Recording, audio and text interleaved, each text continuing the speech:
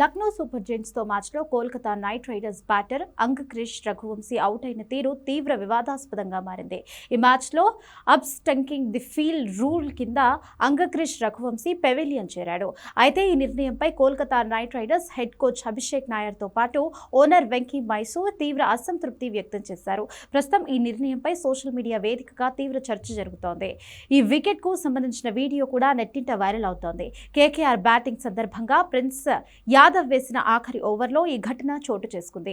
ఈ ఓవర్ ఆఖరి బంతిని రఘువంశీ మిడాన్ దిశగా ఆడి క్విక్ సింగిల్ తీసే ప్రయత్నం చేశాడు. కానీ కెమెరూన్ గ్రీన్ నిరాకరించాడు. దాంతో సగం క్రీజు ధాటికి రఘువంశీ యూటర్న్ తీసుకుని వెనక్కి వెళ్లిపోయాడు. బంతిని అందుకున్న మహ్మద్ షమి రిషబ్ పంత్ కు అందించే ప్రయత్నం చేశాడు. కానీ ఆ బంతి కాస్త రఘువంశీకి తాకింది.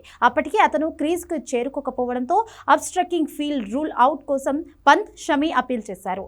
ఫీల్డ్ అంపైర్లు మూడో అంపైర్ సమీక్ష కోరగా పలు కోణాల్లో రీప్లేను పరిశీలించి రఘువంశీని అవుట్గా పేర్కొన్నారు.